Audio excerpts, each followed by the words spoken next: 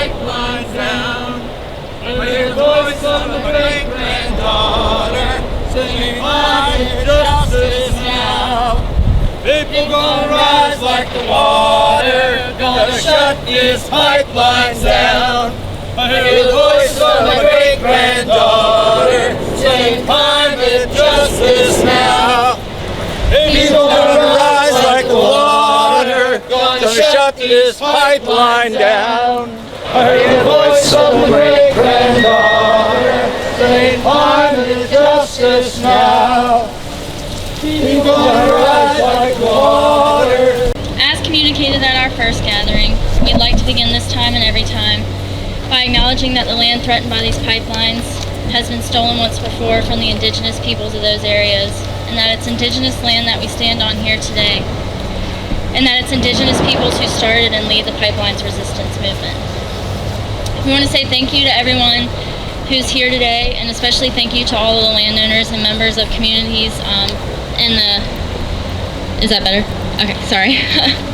Mountain Valley and Atlantic Coast Pipelines Pass that traveled to share your stories with us today and speak truth to power. We're gathered here in solidarity with you. We stand with you and all the affected landowners and community members. We stand with the low-income Indigenous and African American communities like that in historic Union Hill who are racially and economically targeted by the modern-day colonialism practiced by pipeline companies. We stand with Red, we stand with Minor, we stand with all the sitters, all in the camps, and all those resisting these pipelines. And we're so grateful for the inspiration of all these landowners, communities, and people resisting, whose courage in the face of injustice is helping save the tomorrow of future generations from the wrongs of greedy corporations and politicians today. So to get started, we're going to unfurl a 125-foot piece of red fabric that represents the construction easement that's being seized from the land for these pipelines. This will represent the width of the permanent scar that will be left for hundreds of miles across our state. And once we unroll it completely, we invite everyone who hasn't seen firsthand the tree felling and the width of the paths of the pipelines where they flagged off and everything to take a moment to take in its magnitude and compare it with the buildings here. I mean, it's huge, and the governor wouldn't want it. It would swallow up the executive mansion. The governor wouldn't want it through his property. He shouldn't allow it to go through the properties of, the Virginians he's sworn to protect.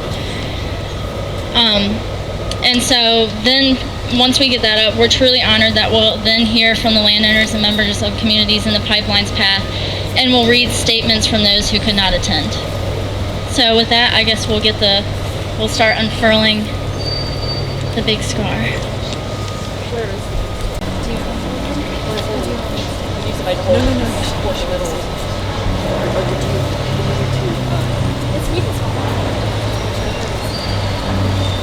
Wait, I think.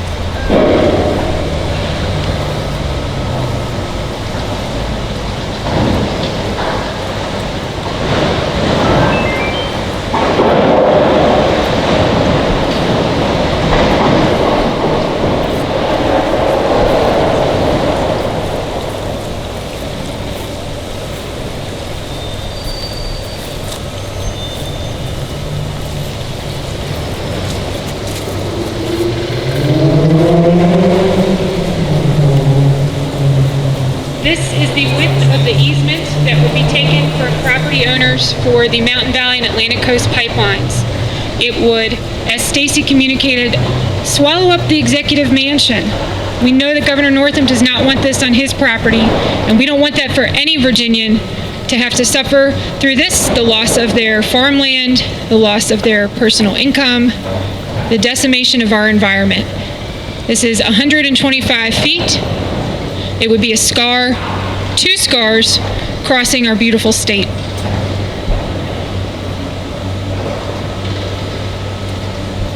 The people we are fortunate enough to hear from today, the first speaker is Priscilla Sani, and she's a landowner in Nellysford with a farm in Roseland, and she's also our friend in Richmond here too. So thank you so much for being here, Priscilla. We truly appreciate it. Thank you. Thank you. I've lived lived in Nelson County for 17 years. I own a small farm in Roseland and a house in Nelly's Ford. I cannot speak for all of Nelson County, but I can say what I've heard from my friends and my neighbors and how it has affected me.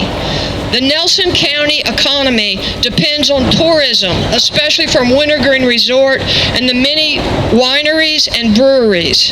We have heard of folks who own businesses that are being challenged by the cutting of the trees and the scarring of the view shed. They face monetary losses as their clientele choose to visit places with less noise and construction. I have talked with those whose business plans and future investment in the county have been put on hold. Many people are concerned about the loss of the historical sites that could be damaged by the path of the pipeline, and there are those that are concerned about the disruption and the loss of certain fragile flora and fauna. I've spent many Saturdays at the Nelson Farmers Market talking with families who are being affected by the threat of this pipeline. There are some long-time residents who live in Nelson so that they can raise their children in a safe environment. Several families have confided in me that they plan to move away from the area of consequence, which we call the blast zone. They plan to leave their unmarketable homes to be repossessed by the banks. There are others who move to Nelson to have a peaceful and tranquil retirement. Those plans are also in jeopardy. There are young farmers who have dreams of providing safe and clean food to the community. They are concerned about the damage to the water that they rely on for their animals and for their crops. My home is 600 feet from the proposed pipeline. It will not be cutting through my land, and I will not have to grant an easement or worry about the threat of eminent domain. But I have been affected personally by the threat of this pipeline. Our property value has dropped 30%. If the pipeline is built, it is unlikely that we will be able to sell this house. We will not be compensated for the loss. Our biggest loss came in the form of knowledge. My husband, Chris, is a civil engineer. We found out that his firm was working for the MVP and the ACP. We could not in good conscience continue to take a paycheck from a company who was being paid millions to make these pipelines possible. He quit his job, and after many sleepless nights and much conversation, we decided to take a mortgage out on our farm and use those funds to make it possible to take a job and a small apartment in Richmond. We are fortunate to be able to make this sacrifice, and we are already reaping many benefits from doing the right thing. We all make choices every day, and it is so important to live according to our own values and beliefs. I believe that these pipelines are ill-conceived and present a danger to not only those whose property has been taken by eminent domain and those who live in the area of consequence, but for everyone. I choose to fight these pipelines for everyone affected by them and for future generations who will have to live with what we allow to be done to the land. It is the right thing to protect the water. It is the right thing to protect our air, land, and trees. I stand with Red and all the tree sitters. Stand with us. It is the right thing. Karen Ponton, she's the Stop the Pipelines campaign coordinator for the Blue Ridge Environmental Defense League, and we truly appreciate her being today. She is a tireless advocate, and here she is. Thank you. I'm going to read a letter that I sent to the governor on March 23rd, and it's particularly important, I think, today with how tree sitters and other protesters are being treated by private security, by local and state police. And so this is a letter that was sent to Governor Northam on March 23rd. Dear Governor Northam, on behalf of the Blue Ridge Environmental Defense League, I write to urge you to protect Virginia communities from security firms representing the Atlantic Coast Pipeline and Mountain Valley Pipeline. The oil and gas industry's activities to oppress opposition and sway opinion are well documented. For example, in North Dakota, peaceful water protectors were shot with rubber bullets, sprayed with water cannons in sub-zero temperatures, and had dogs set on them. Private security operatives have been and continue to be active in counties along the path of the Atlantic Coast Pipeline and Mountain Valley pipelines. A speaker who identified himself as Dominion Security at a meeting in North Carolina described his trip to Standing Rock, North Dakota, and then proceeded to tell the attendees that Dominion was monitoring potential resistance, including local opposition. The implications were clear, and his further comments were a not-so-subtle attempt to paint local opponents as radicals. Local citizens like teachers, farmers, ministers, firefighters, doctors, parents, and grandparents throughout the counties targeted by the ACP. MVP security practices are similar. During peaceful protests, far from the pipeline route and held far from property the proposed ACP or MVP might lay claim to, security operatives have taken photographs of the opposition without their permission. At public hearings, private security firms have been observed photographing people who spoke in opposition to pipelines. Private security was also observed taking pictures of the license plates of opposition members' vehicles, not only at public meetings, but at meetings of grassroots groups held on private property. Finally, some opposition members have been followed as they made their way home. This kind of activity is clearly an attempt to intimidate. Sorry.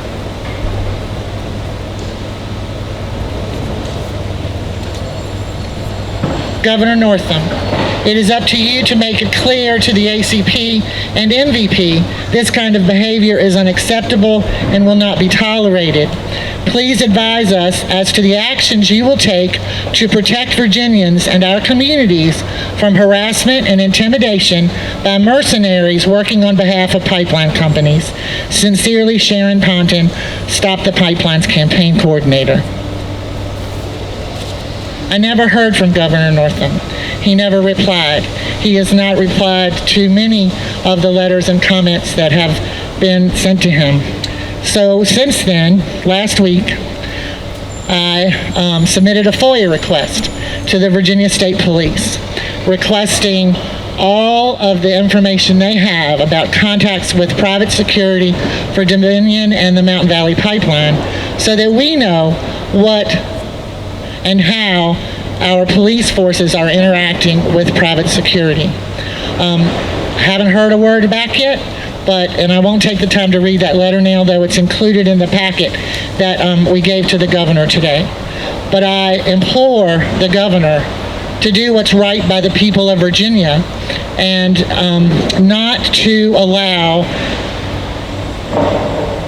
the oil and gas industry, that's the way I'll say it, the oil and gas industry to manipulate the police who are sworn to protect and serve the citizens, not greedy corporations. Hello. I have a home and land in Buckingham County where one of Dominion's largest compressor stations ever proposed is slated to be built. Here's what it's been like to watch plans for this and the ACP to unfold in my community. I know that the 91-year-old matriarch of my family, who has lung cancer, but still lives at the home place in the affected zone of the compressor station, will have to inhale carcinogens and particulates as they spew from this industrial monstrosity, as will my young cousins, who are the 8th generation of my family to call Buckingham home. I am kept awake at night with worry of this, and once asleep, am haunted by dreams of it becoming a reality. I have watched as the location for the compressor station was moved from a national forest to the predominantly African American community of Union Hill because it posed too much of a threat to wildlife. I have seen some of my neighbors swallow Dominion's lies on the hope of jobs promised to support their families. Yet in court, Dominion has had to admit that at most 7% of the jobs created by the ACP will go to Virginians, and that construction jobs will be filled by out-of-state union workers. So far, Dominion could have hired local surveyors and logging crews, yet none were from Buckingham. I have seen a perverse application of eminent domain forced on neighbors' farms with total disregard for the effect of the pipeline on their businesses and safety, while ignoring simple requests to reduce negative impacts. I've watched chainsaw-wielding crews illegally fell trees in the path of the proposed pipelines, as violating laws and being subjected to trivial fines is all part of Dominion's business plan.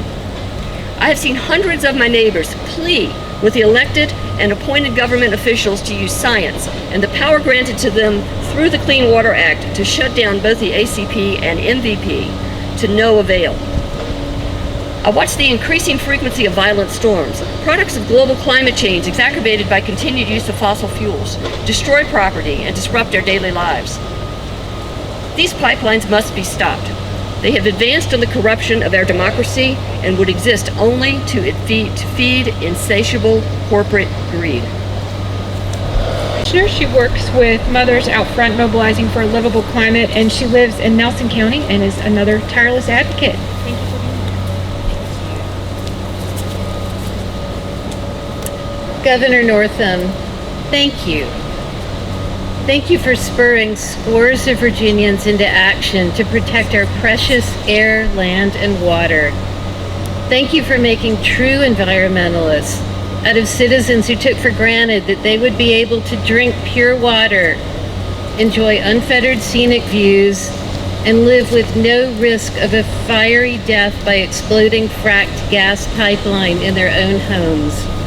You, sir, have helped Virginians distrust political candidates' self-labeling, as you do each time you proclaim yourself an environmentalist. You discredit the medical profession by reneging on your Hippocratic oath to do no harm. You have the power to choose the right path. You have the power to improve the quality of life for Virginians. No one can think fracked gas pipelines are a good idea.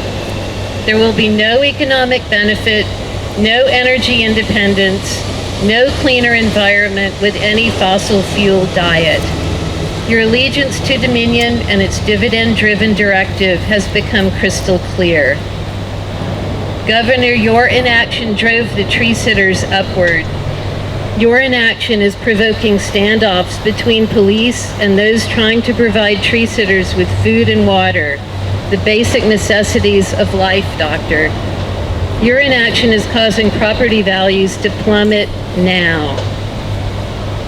I live 3 miles from the ACP's proposed path, and I have been advised to have my well water tested, as the aquifer my water comes from will likely be affected. Everyone in Virginia will be negatively affected by these pipelines. The implications are catastrophic. Do not relegate Virginia to a permanent lowest possible rank in energy efficiency and renewable energy production. Show us that you can put people before profits. Prove that you can kick the Dominion energy habit. Make the DEQ open the Water Board's 30-day comment period on stream-by-stream analyses happen. Virginia is waiting. We need for you to act. The lines continue to be drawn, Governor. Which side are you on? Community members and landowners that were not able to be here with us today, but the first letter will be read by George Smith.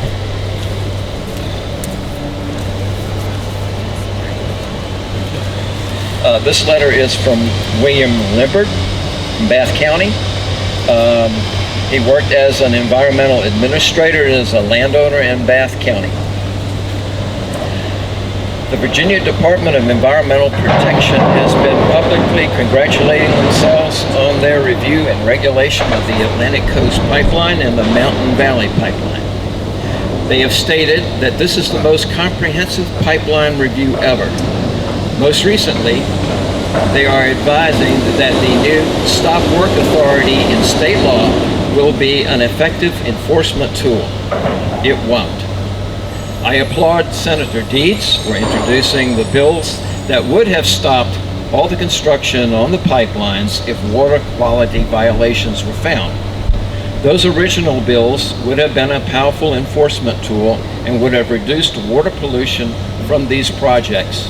Nevertheless, the legislature knocked the teeth out of them by reducing the stop work authority to only the relevant area of the project. I'm sure Dominion threw that punch. Under the amended and toothless law, the pipeline companies can move away from the area in violation and continue work, leaving the violation site idle and polluting. DEQ may issue a fine, but these rich companies can write it off as the cost of doing business. In fact, the Atlantic Coast Pipeline could rack up $1,000 per day violations for 1,000 days and still pay less than 0.02% of the project cost in fines. Just a drop in their very big bucket. DEQ has failed in its responsibility to protect Virginia waters, including our drinking water. Their approval of a water quality certificate for the Mountain Valley Pipeline is a sham, and I'm sure they will do the same for the Atlantic Coast Pipeline. All scientific evidence indicates that these projects will cause significant and ongoing water pollution violations, including pollution and loss of water to drinking water wells and springs in the crest areas. DEQ has failed to allow reasonable public participation in the review process. Modifications to plans that are currently under review for the Atlantic Coast Pipeline are not available to the public. I was able to review the original plans for my property and Little Valley in Bath County, which would be directly impacted by the Atlantic Coast Pipeline, but only through a Freedom of Information Act request. Those plans were woefully inadequate. They showed no streams, no crest features, incorrect contour intervals, and paper-thin sediment controls. I wrote to DEQ Director David Paler about those inadequacies and requested that a DEQ plan reviewer come to my property to see the impact that the pipeline would have on our streams and our drinking water. He never responded, and no one came. I don't expect the modified plans to be substantially better. DEQ has waived the maximum open trench that can be left open at any one time from 500 feet to 5 miles, more than a 50-fold increase. I understand as well that DEQ has not reviewed the site-specific steep slope stabilization measures that the Atlantic Coast Pipeline proposes on slopes that are prone to landslides and too steep to walk on. DEQ sidestepped a memo from the Virginia Department of Health to better protect vulnerable drinking water wells and springs in crest areas. Governor Northam recently reappointed David Paler as the head of DEQ, despite Paler's cozy relationship with Dominion. Paler received a fully funded trip to the Masters tournament from Dominion several years ago. Increasingly, my computer autocorrects Paler to payroll. I recently met with new Secretary of Natural Resources, Matt Strickler, also appointed by Governor Northam. Secretary Strickler listened to my concerns and appears to take his public duties seriously. My computer autocorrects Strickler to Stickler. Governor Northam has also received money from Dominion. Nevertheless, I remain hopeful that the governor will look first to people who elected him rather than to Dominion, who has thrown money at him. The governor should live up to his campaign promise of applying science and strict environmental controls to these pipelines. We need his help as we fight to save our land, homes, and water from these unneeded pipelines. Without that help, my computer may start autocorrecting Northam to nothing, and our streams and drinking water will be lost. 15 government officials in Michigan have been indicted on criminal charges for their involvement in Flint, Michigan drinking water debacle. The same could happen here. That's the end of that. And my own 2 cents is there is no legal justification for the pipelines. There is no economic justifications for those pipelines. There is no moral justification for these pipelines. There's no environmental justification for these pipelines. Governor Northam said he would protect Virginia natural resources. Governor Northam, do your job. Do your job. Do your job. Proposed adjusting their fiscal 2019 budget upward by 1 cent to cope with a $20 million countywide land value drop believed to be the result of the proposed ACP. So just one of the many things that it will harm. So Christiana is going to read a statement from Marilyn Shiflett. Thank you so much. We have just 2 more statements after that. So this is from Marilyn Shiflett. She's from Nellies Ford, Virginia, lives in Charlottesville. She's also a member of Friends of Nelson and has been a leading voice in the fight frequently through published letters and writings. I find it difficult to articulate what is happening to my community since Atlantic Coast Pipeline was announced. While it could be argued that most residents think it's inevitable and are hopeful that life will not change, those of us viewing this project in detail know different. Landowners who were once simply neighbors are now brothers and sisters. Signs in opposition now decorate our roadsides, and there is virtually no community event where this issue isn't discussed. Pre-ACP, sadly, is becoming a dim memory. A very wise member of my team on Friends of Nelson once said that there were 3 possible outcomes. 1, community united, no pipeline. 2, community divided, no pipeline. And 3, community divided and pipeline. As a Nelson County resident, witness to the Camille flood in 1969, I say number 1, community united, no pipeline, is the only real outcome for our children's future. However it unfolds, I believe that Nelson County will continue the good fight and support our brothers and sisters in Buckingham, Augusta, Bath, Highland, and the other counties along the route, as well as the impacted counties in West Virginia. And we will continue to support and admire our friends and neighbors along the route of the Mountain Valley Pipeline. To Governor Northam, we aren't protesters, we are family, and your apathy is an assault to those we hold dear. My personal message to Red Terry, as another 61-year-old woman, you rock. Our water protector is going to read a statement from Irene Leach, who cannot be here today. I have to read this fast. Irene Leach is a many-generation landowner in Buckingham County. Dear Governor Northam, the Atlantic Coast Pipeline has chosen to force its 42-inch high-pressure pipeline through the literal middle of our 1,200-acre, 116-year-old business for 1.1 miles. It refuses to move the path within our property so that it roughly follows our fence lines. Ideally, it should be forced to route via the edge of our entire property. But it will help us tremendously if it at least gets removed from the middle edge. ACP insists it must enter our property in the middle of a field, extending about 100 yards into the pasture. Well, it will take the one effective shade tree in that area as it turns 90 degrees and continues across the middle of 5 additional fields, ultimately bisecting the field that my grandfather carefully terraced decades ago. It could instead, as it enters our property, and roughly follow our fence lines, ultimately cutting across the end of the terrace field where the land is smooth, not terrace. The path we request will only require new fencing on one side of the construction area. The chosen path requires appropriate fencing to hold cattle, not typical construction fencing, on both sides of the 1.1 mile path. The facts are ignored. The chosen path cuts off necessary grazing land from its water source.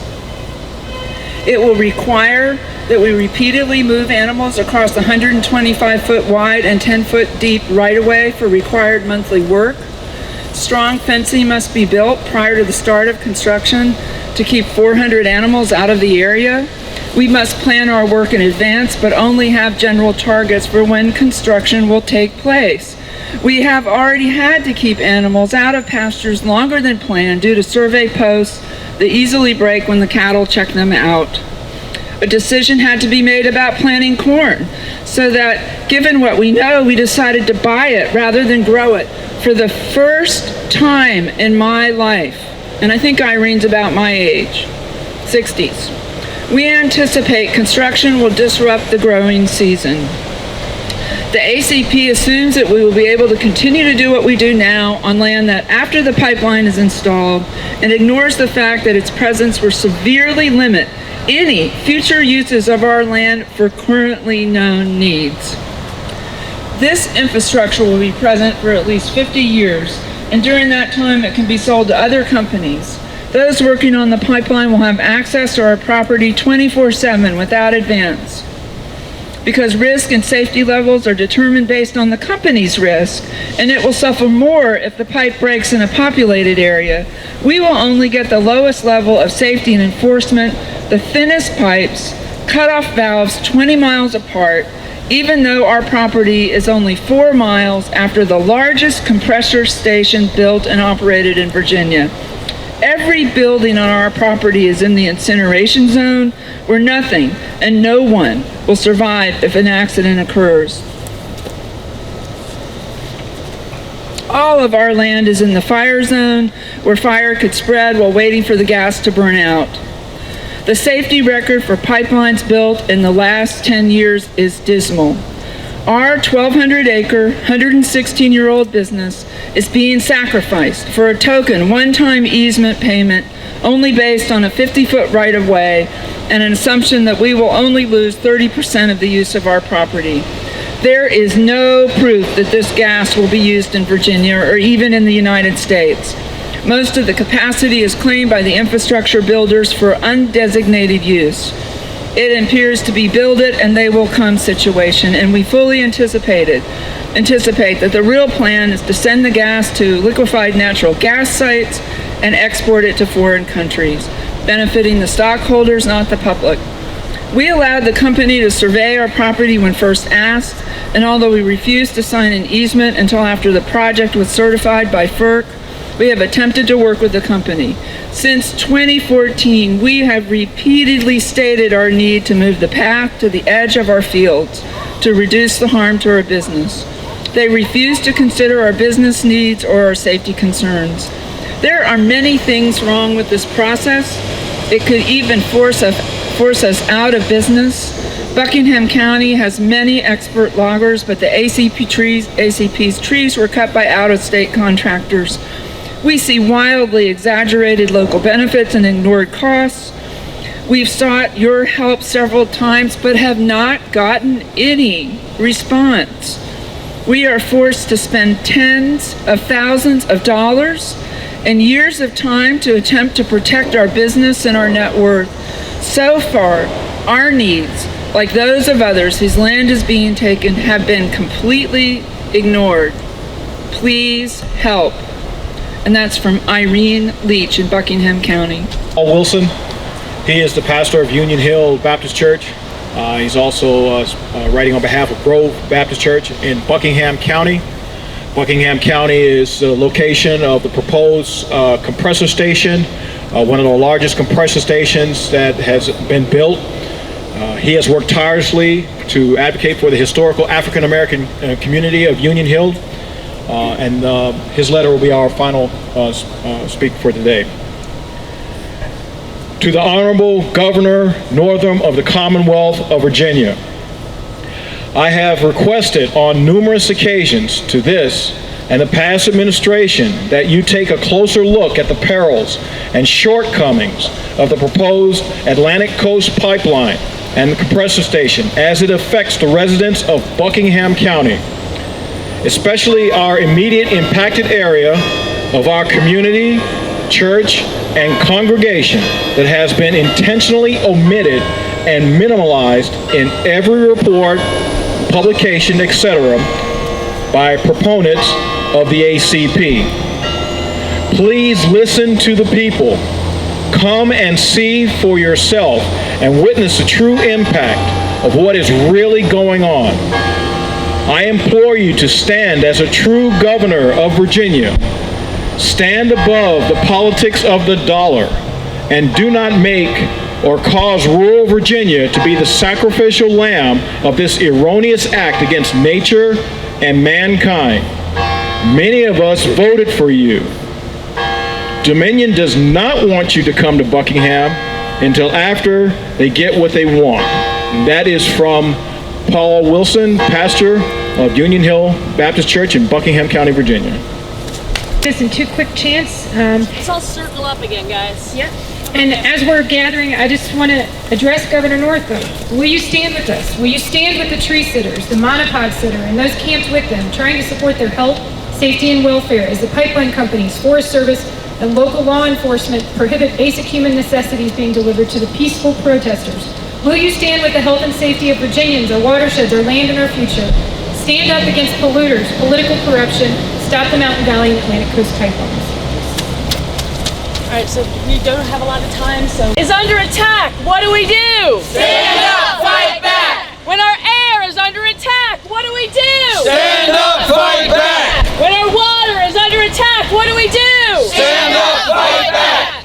When our children's future is under attack, what do we do? Stand up, fight back! Governor Northam! Governor Northam! Stop these pipelines! Stop these pipelines! One more? Okay, repeat after me and then we'll all do it together. They're cutting down our trees. They're cutting down our trees. To sell gas overseas. To sell gas overseas. They're cutting down our trees to sell gas overseas. They're cutting down our trees to sell gas overseas. They're cutting down our trees to sell gas overseas. Thank you everybody for being here today. I believe. I believe. I believe that. I believe that. I believe that we. I believe that we. I believe that we will win. I believe that we will win. I believe that we will win. I believe that we